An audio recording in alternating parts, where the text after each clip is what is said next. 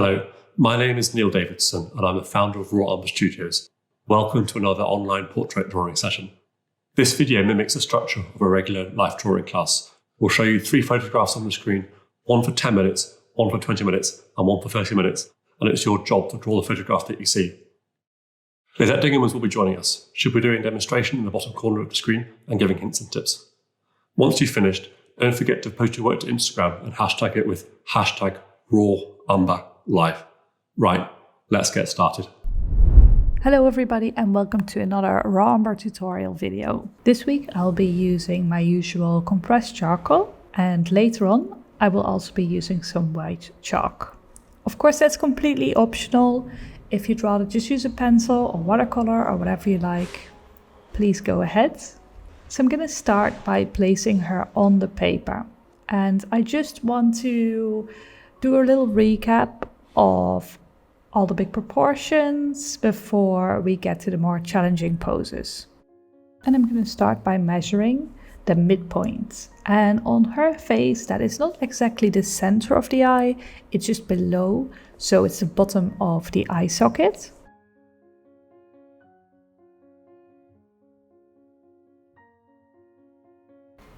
And next I'm gonna find my 3 thirds. And this will be bottom of the chin to bottom of the nose to brow line to forehead or top of the head, depending on the person.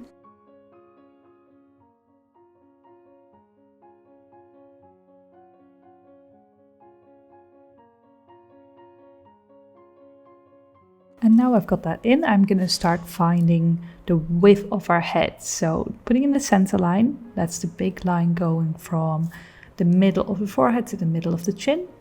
And when I draw, I try to draw not like this with my wrist, and that will create lots of round sort of shapes, but actually holding my wrist quite stiff. So that helps me get a straighter line. So next I'm going to start finding the width of our head. And when I measure, I see it being pretty much 1/3 of her face.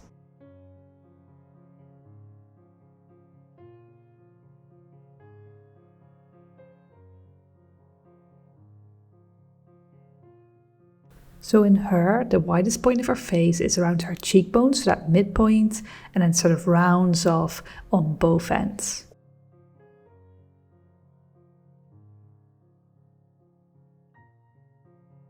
When placing the ears, I usually look at where it sort of sits, and usually that is between the bottom of the nose and the bottom of the brow, so somewhere between that. In her case, actually, she's got slightly smaller ears than average, and they're a little bit below the brow, but I'll get to that later. For now, just getting a head on there is the most important thing. When finding where the lips are, I can divide the bottom third into yet another 3 thirds, with the top 1/3 being the difference between the top lip and the lower lip, and the bottom one being the chin, so the start of the chin, sort of where the roundness of the chin starts. Let me just shade that in a little bit so it's a little bit clearer what I mean. Now, with our hairline, we have to put that on top because the first thirds are the forehead and the nose, and we need to also add the hair. And when I look at the hair, I think it's very similar to that lip to the chin. So I'm going to add that on top. And this is called comparative measurement. It basically means you compare stuff and see how it comes across. So for instance, the width of something versus the height of something else, and try and match everything up. And it's really useful because that means you can make your drawings as tall or as big or as small as you'd like. As long as everything is relatively in proportion to each other, it will work really well. Next, when I do the eyes, I usually count how many eyes fit across her forehead, and usually that's 5, and in her case, again, I can count 5 eyes across her forehead. So I'm just going to put that in along her brow line, but of course this is her brow line. I'm going to have to drop the eyes in later between that, sort of like midpoint between there. Now comparing the side of her nose, I can look at that first middle eye, and you can see it's the start of her eyes, that's where the nostrils are, so I can just drop those down straight. And this is fairly straightforward with a head that looks straight at you. That's probably one of the easiest poses you can do. Same thing for the corners of the mouth. It's not quite in the middle of the eye, it's sort of halfway between the nostril and the middle of the eye, so I'm just going to drop that in. So with the eyes, I usually don't draw them in now willy-nilly, like, oh, that's probably where they're going to be. What I usually do is first put in the eye socket. So I try to go for the brow line, which is where sort of the eye socket starts, and then try to connect it up to the bottom of the eye socket. So I've got a sort of a sunglasses idea. So starting with her brows, I can see they go slightly up. And then at the corner of the eye, the outside corner, they start coming down.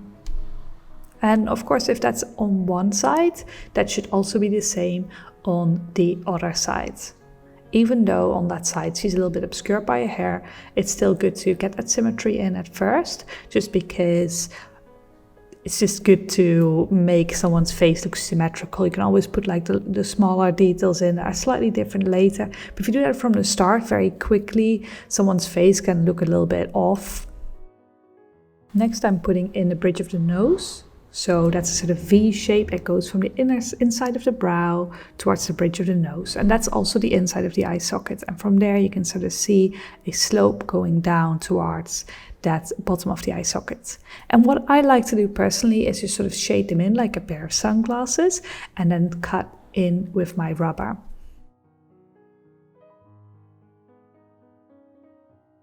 For instance, you can see her cheekbone on the right is very nice and light.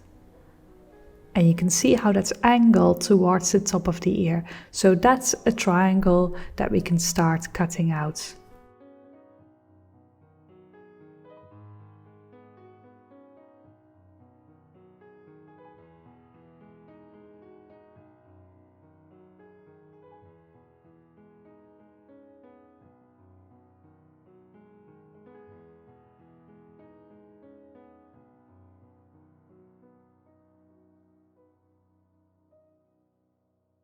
Now looking at the side of her head, we can see that from that point where the nose starts, the jaw sort of goes in a little bit, and then further where the mouth sort of starts, the jaw rounds in even more.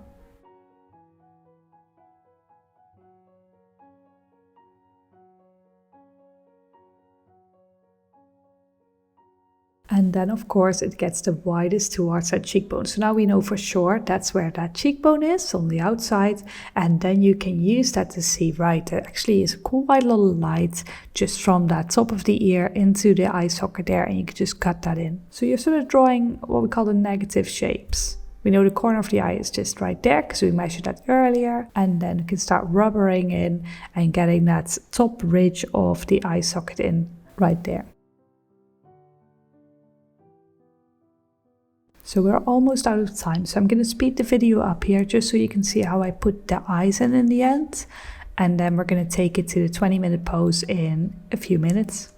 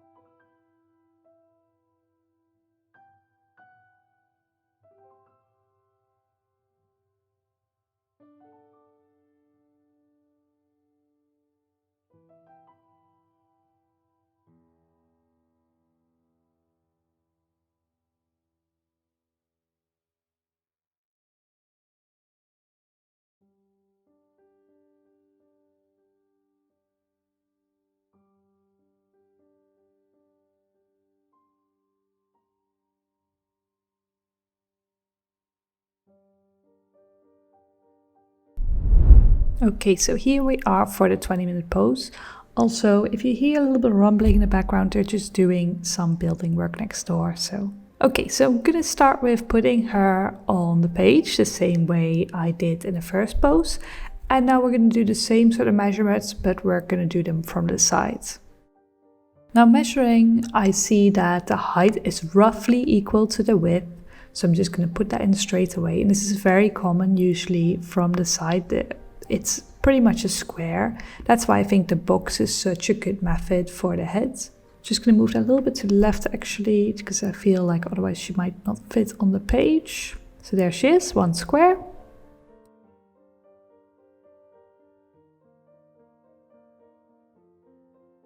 Okay, so now I'm gonna go in with my 1/3, my 2/3, and my 3/3. So bottom of the nose to brow. And of course, she actually is not that straight. So you can see the chin to the tip of the nose is quite a sort of angled line, and as well the tip of nose to the forehead is also an angled line. So I'm just going to put that in for reference, but we'll get into that a little bit later. Now I'm going to find that midpoint. Again, that will be the bottom of her eye socket. And taking those 2/3 across, I also know that her ear is going to be somewhere along those lines. Now, when somebody is leaning one way or the next, you're actually going to have horizontal lines for the lips. So one corner of the lips will be a little bit lower and one eye will be a little bit lower than the other. So that's something to look at. So when I look at her lips, I can see they're angled slightly up towards our side, and the same thing with the nostrils, and the same thing with the brows as well. So usually that's really consistent, because you can imagine that the forward pose that we just did, it was all horizontal. So if you angle your head, it still is going to be symmetrical, but just slightly angled. So I'm just going to put those lines in now.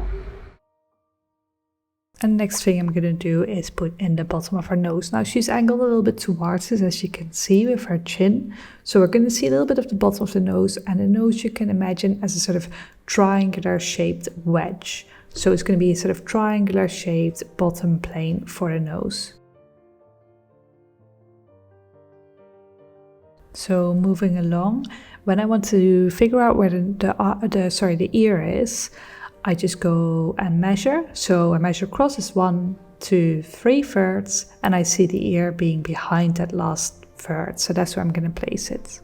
The first third is the side of our head, and the last third will be the middle of the side plane. So that's where I'm going to put it.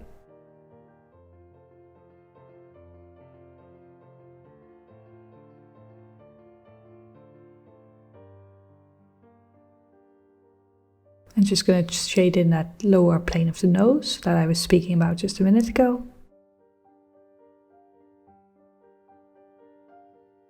And you can see that the wedge of the nose actually comes a little bit lower than the brow line, so about halfway that point between the brow and the bottom of the cheekbone. So I'm just going to start there and bring that wedge of the nose over. So it starts a little bit lower, and this is different in everybody. Some people have a higher nose bridge, some people have a lower bridge of the nose. So it's just another thing you can use to make your portrait look more like the person you're drawing.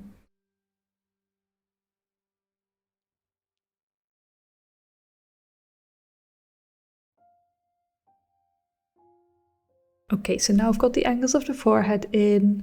I'm gonna put the hairline on top. Now, of course, the hair is on top of the forehead, so always make sure it's a little bit more elevated than the skull itself.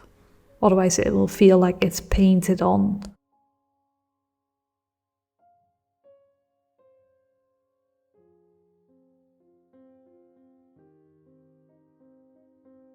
Now I'm just exploring where the hairline sort of sits, looking at how it relates to the space between the ear and the space between the brow, for instance. And I'm going to do the same for the jawline. It drops down from in front of the ear and then bends about like horizontally from the mouth. So I'm just going to bring that in like that.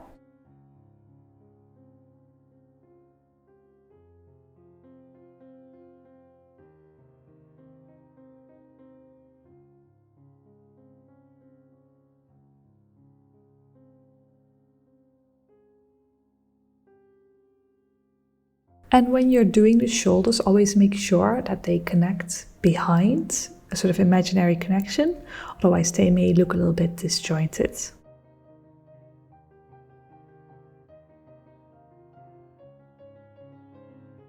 And in order to make the neck connect properly to the rest of the body, you want to make sure to get the mastoid in, which is that big muscle that goes from behind the ear to the pit of the neck. And that sort of makes sure that the neck sits properly on top of the shoulders. A very useful muscle to draw in.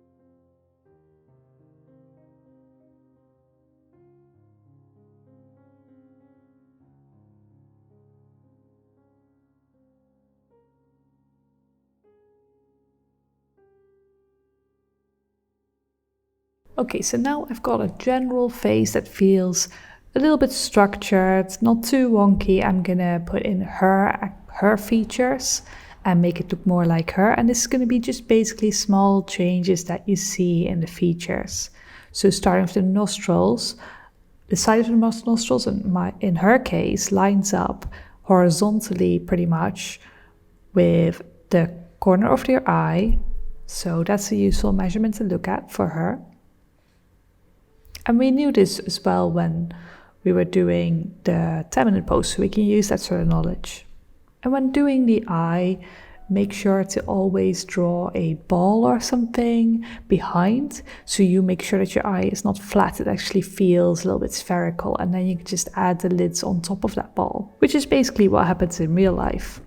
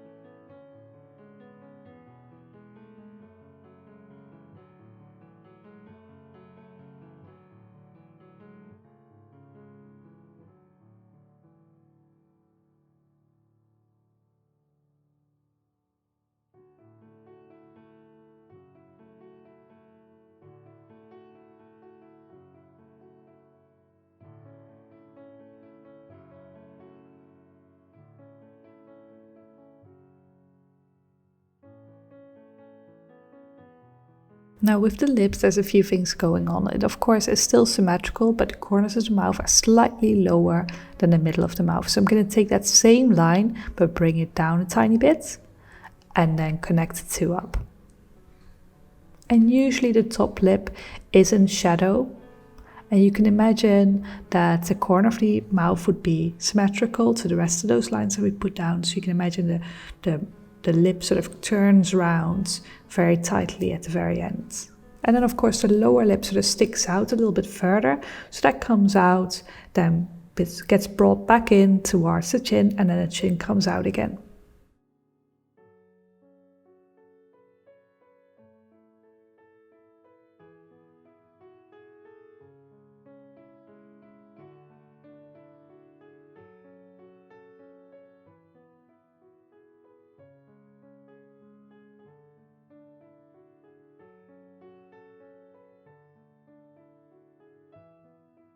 At this point, I'm going to do some light shading. I just find it helps me a lot to see what is a plane that turns under, away from the light, and what's something that turns upwards towards the light. But it's up to you, it's optional.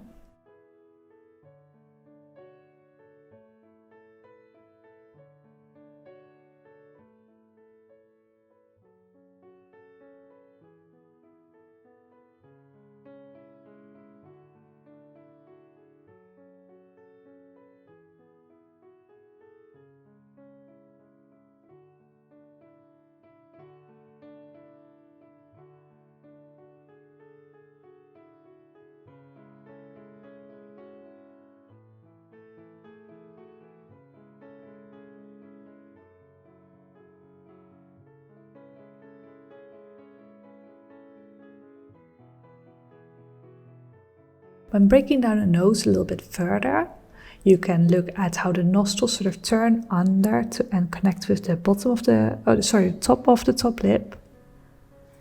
And then there's a little bulge in the front of the nose. And that sort of also connects up with the middle of the bottom of the nose, and then the nostrils sort of sit in between that.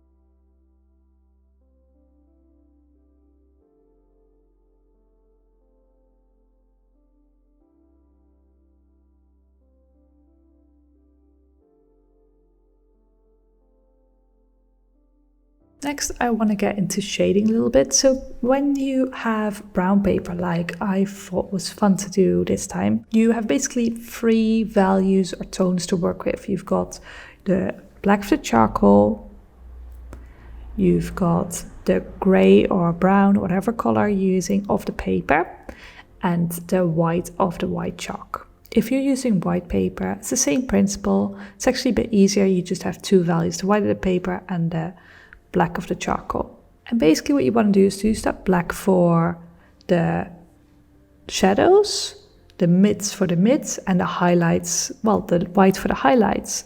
If you're using white paper, forget about the highlights, just use the dark for the shadows and the white for the general lights. But the more tones we have, the more precise we can be. And starting with the highlights, you can see that they are located all along the corner of where the side of the face merges into the front of the face. So on that corner of the brow bone, for instance. You can imagine she is a bit like a box that sort of turned like this. And the highlight sort of sits on that corner where it turns.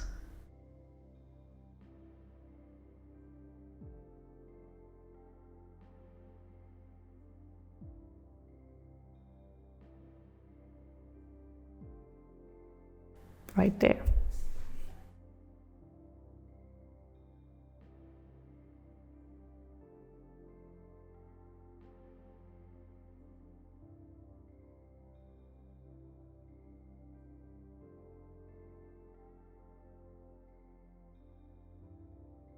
So I'm going to start exploring that. And you can see it quite clearly on her. So I'm going to follow that down towards her cheekbone.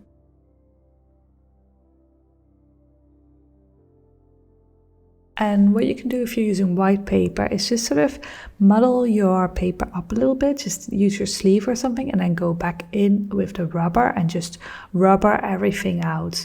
That will create your highlight in this case. But since we're using brown paper, we can go lighter than the paper. So I can use the chalk to sort of figure out where my highlight sits, and that says a lot about the planes of her face. For instance, her forehead's a bit more narrow, so it's not at the corner of her brow, it's actually a little bit more inwards.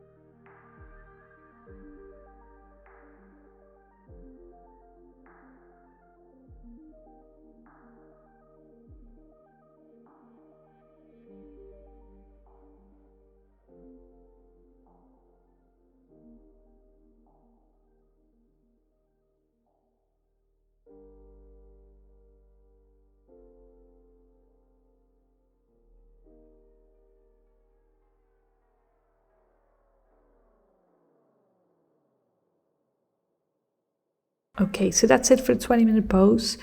In the 30-minute pose, I'm gonna get into this in a little bit more detail and also add some shadow on top.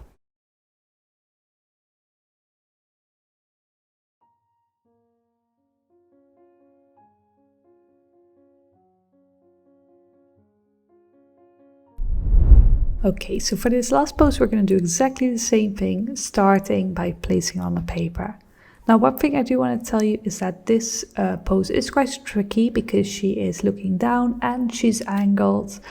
So don't worry if you find this one a little bit tricky. I found it pretty hard as well. So it's just one of those angles that's a little bit hard to draw than for, say, a straightforward face. Okay, so first we need to figure out that angle, and the way to do that is to look at cheekbone versus the middle of the ear. You can see the cheekbone is quite a bit lower than the middle of the ear, so that means she's going down. So you can sort of hold your pencil at that same angle and then just lay down that line. And of course, that means that the front of her face will be perpendicular to that line. You can double check that as well, just looking at the chin versus the forehead. If you look at that, it should look exactly a sort of T shape. And that's enough for us to know everything else. So we know the box. We also know that it's probably going to be the same height as the width, so pretty much a square. So we know already quite a lot of information. So I'm going to start by getting my main measurements in, that 3/3 measurement and also that halfway point.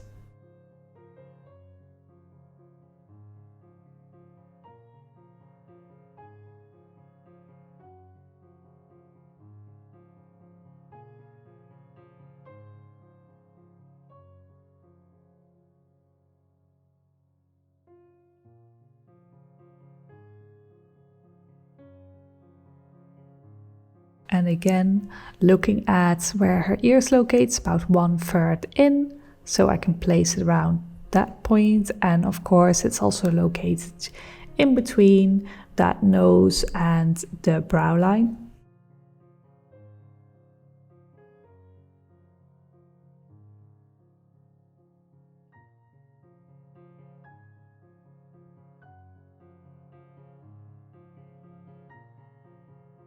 And here I'm sort of trying to find the center line because we do have a slight 3/4 view, which sort of makes the whole drawing even more challenging. And then next, I'm gonna find the angles of the nose, the nostrils, the corners of the mouth, as well as the eyebrows to get an idea of what sort of angle she's looking at.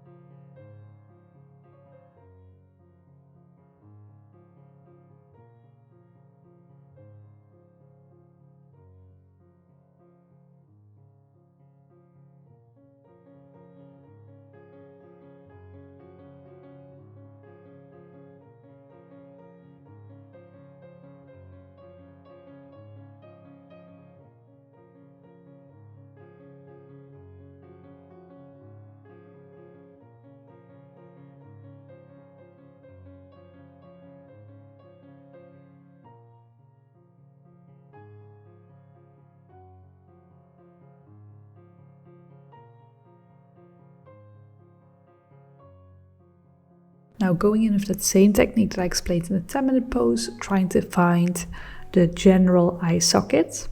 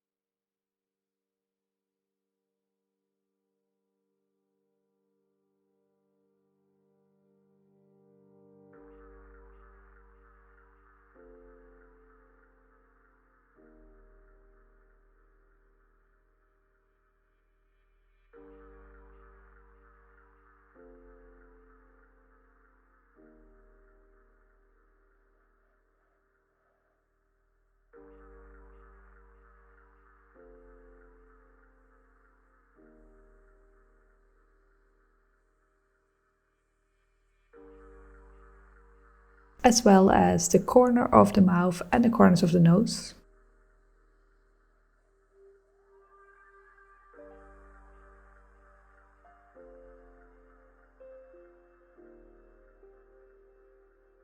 And now I've got a general idea of a face. I'm gonna start breaking it down and make it look like her. So adjust small things, make the nose a little bit shorter, make the lips a little bit more formed, have a little bit more to them, and slowly it should start looking more like her. So the hardest bit is already done.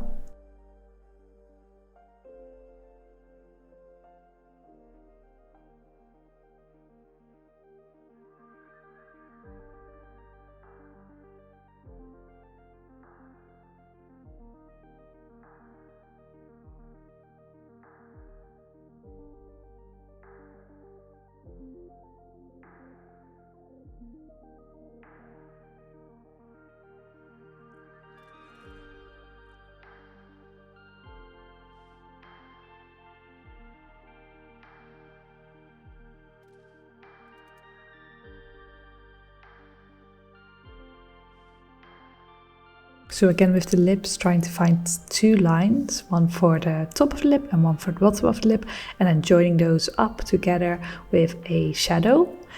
And then finally bring the lower lip out from that point.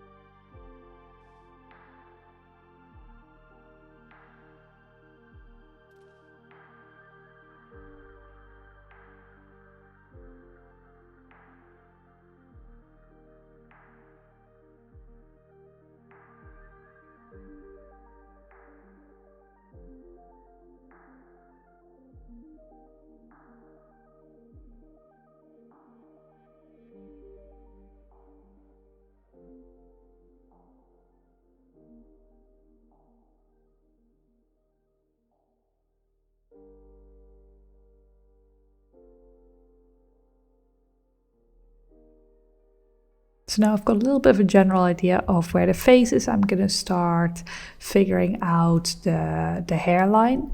And it's just a general rule I'd like to live by with my drawings. I found it works really well for me if I have a certain amount of information in the focal point, so meaning where we want the viewer to look. Then I also have to put some information in other areas before I get too carried away and I'll just have a face without a skull attaching to it. So I'm just going to spend a little bit more time on the shoulders and the hair.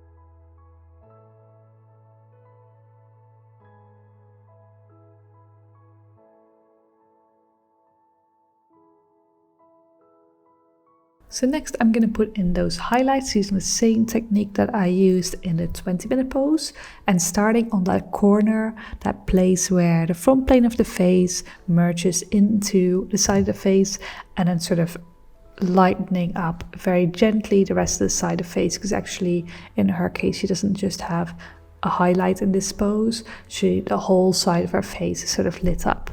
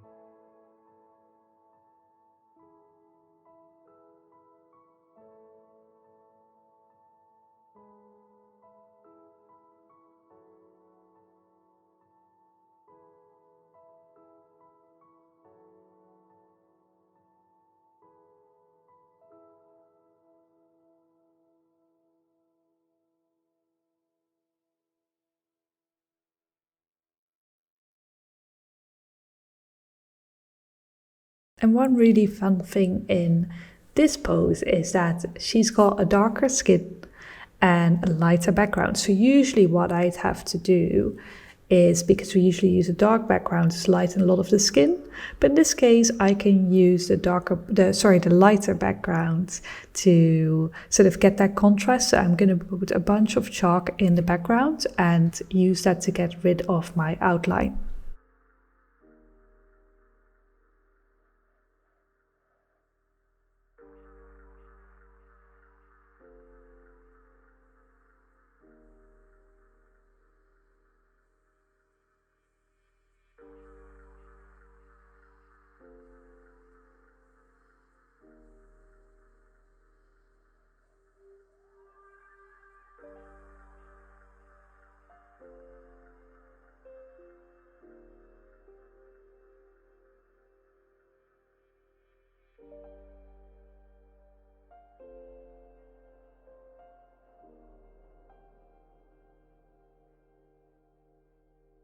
So for instance, nose and lip, I can use that chalk to really explore all the little things that are happening. Is it curving out? Is it coming out? Is that cutting in? And putting that chalk really, really close to the outline of her face. And then finally just getting rid of the line there. And usually when you get rid of stuff that outlines the face, it will look a lot more realistic straight away. Because in real life, even though we feel like there should be a line, there often actually is not. So getting rid of as much of the contour line as possible usually does a lot for the realism of your drawing.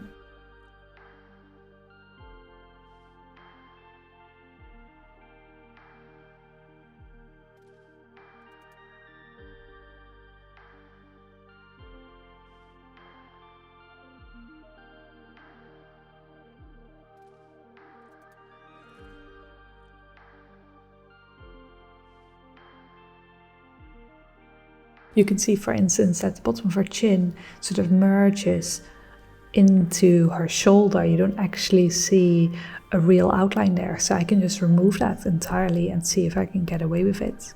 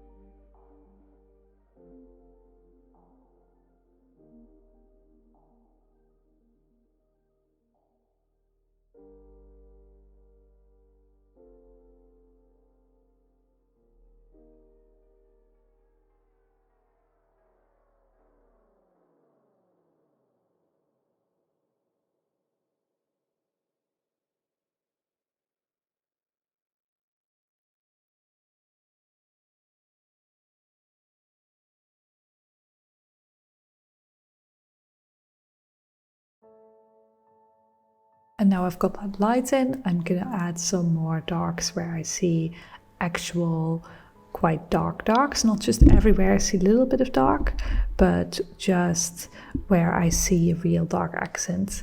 And this whole thing with the outline and trying to lose it and find in other places got lost and found, basically losing it in some places and finding it in others. And it's super, super useful, and also something I really touched on in a figure drawing I did 2 weeks ago. So if you're interested and have a subscription, have a look. You'll be surprised by how little line you really need in order to make your drawing really stand out and feel realistic.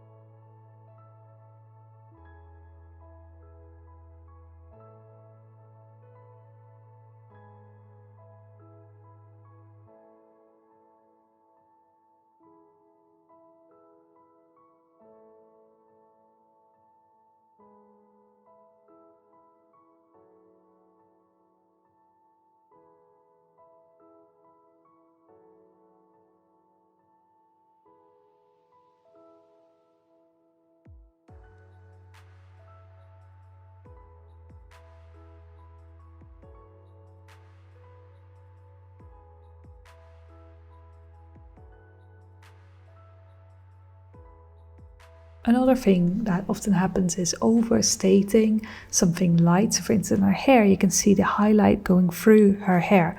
So instead of going in with the chalk, try actually going darker in hair and then rubbering some out with your rubber, because actually her hair is quite dark, so the highlight, even though of course brighter than the rest of the hair, is still darker than her skin. So it makes no sense to use chalk for that.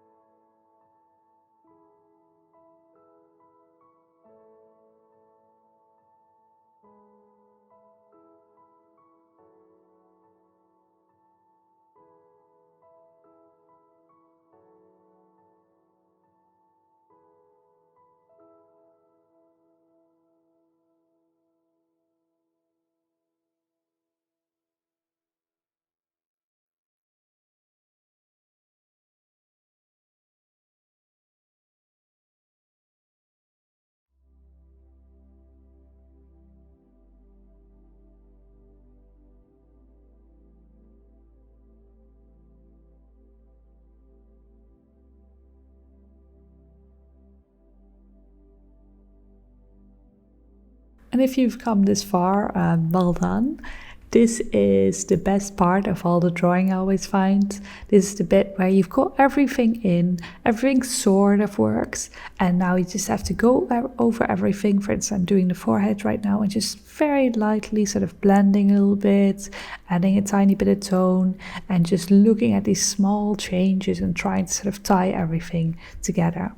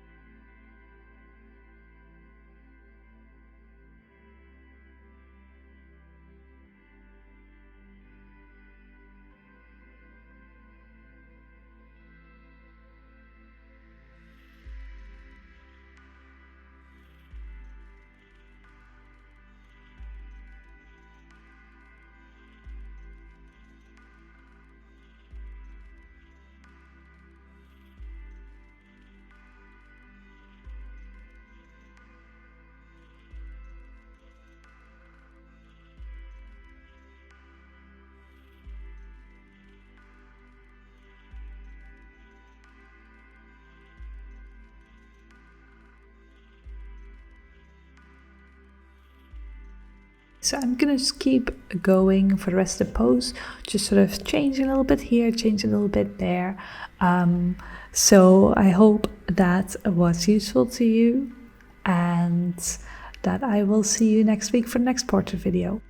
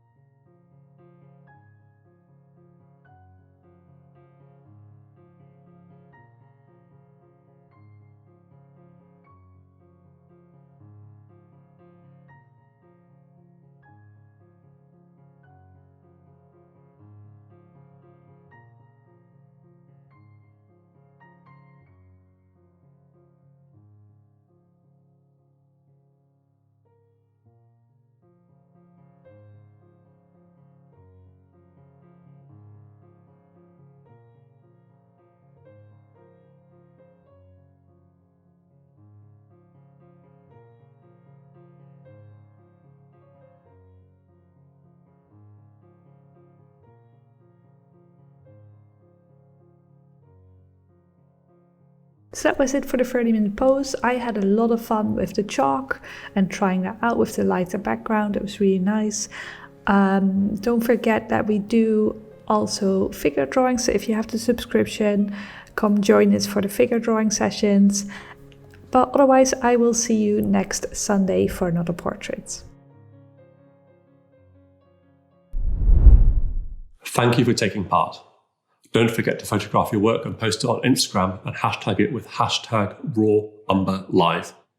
I'd like to thank Lizet for drawing along with us today, and you can download the photographs you've seen in this week's session from the link I'm about to show you on the screen. You can follow us on Instagram and subscribe to our YouTube channel, and don't forget to like this video if you've enjoyed it. Thank you. Goodbye. We run free portrait drawing sessions every Sunday at 2 p.m. and figure drawing sessions every Wednesday at 8 p.m. We're now offering a Raw Umber subscription where you can watch all our figure drawing sessions, past, present and future, for under £10 a month. See our website for more details.